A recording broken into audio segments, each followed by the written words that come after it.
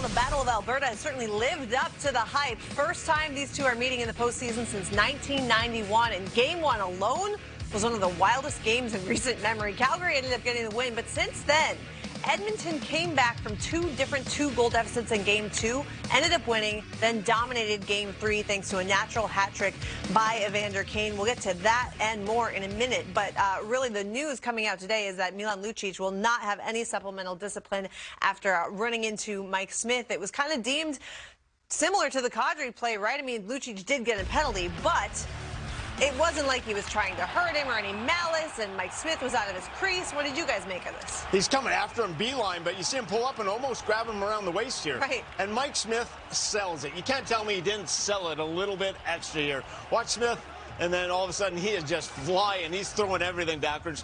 Lucic there, it is a boarding call. You can't beeline after the goal line, goaltender, and make contact with him, but he did try and pull up. If Lucic wanted to hurt him and wanted to hit him, he would have hit him. He would have buried him. Absolutely, that was not the intent on this play. In fact, it looks like he's trying to hold him up as he made contact with him. And Mike Smith, some of the onus has to be on him. Little spinorama, handling the puck behind the goal line.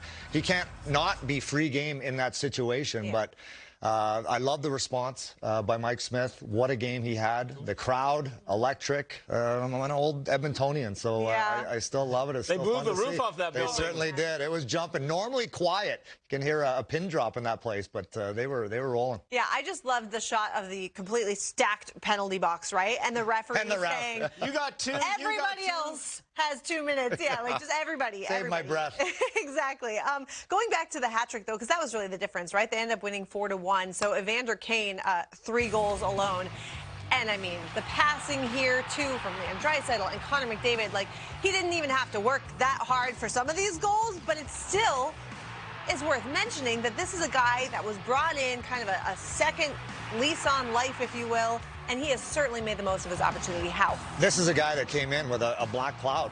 No question. Everyone was wondering. I was wondering. This is an absolute train wreck. How do you bring Evander Kane into this locker room? And it was Connor McDavid that said, hey, we got it handled. Yes, I want him on my team, on my line. How about that? Yeah. They combined for 55 points in 10 games this year in the playoffs. And Evander Kane, give him a ton of credit as well. He came in. He has been a non-distraction. He's playing his heart out. He brings some spice, he brings some skill, and he brings some speed and the ability to play on that top line and finish those plays off set up by Connor McDavid.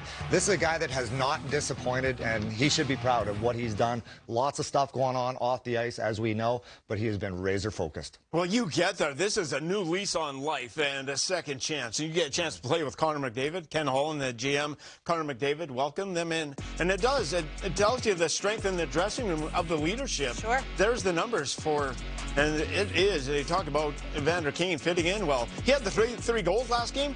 He had 10 hits as well. There's a physical element to this guy. He's mean. He is nasty. That is a good combination. They were looking for depth. They needed it, and all of a sudden, Hyman's been really good. Kane has been really good. Puljujärvi's okay. Yamamoto.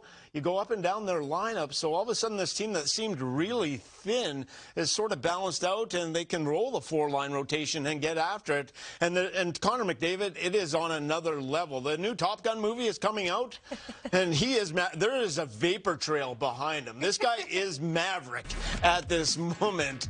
The numbers for Connor McDavid, I watched him play last night, and it was the first time that I could not wait. I watched Gretzky play in his heyday, and I used to wait and just say, when's Gretzky going to get on the ice next? Wow. That's what it was like last night for McDavid. You just could not wait for him to get on the ice. Every time he got on the ice, he made something happen.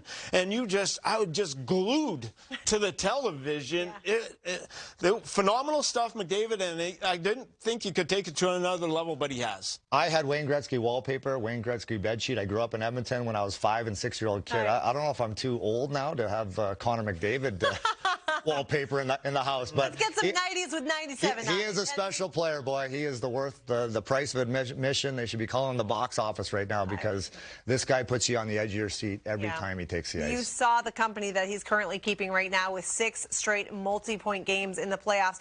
It's not just the 6 straight. It's 9 of the 10 games he's played so far. he's had multiple points. That just goes to show you right there that he has completely put the team on his back. And so I guess when you have a player that plays in an extra level in video game mode, it makes sense that they would score quickly. But it's not just McDavid, right? I mean, the whole team seems to have this mentality you noticed in Game 3, where as soon as they get the puck, they're going to put it in the back of the net. We're going to take a look at some tape. Blistering pace from one end to the other. And I added all these goals up and the time frame that it took them to go from one end to the other.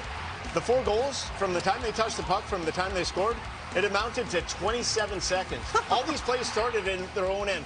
So they are going from one end to the other and scoring a goal in an average of 7 seconds. Wow. So if you can believe that's speed personified, and it's led by McDavid, Draisaitl, and then Kane keeping up. Kane as a winger, just drive the far post, you're going to get rewarded.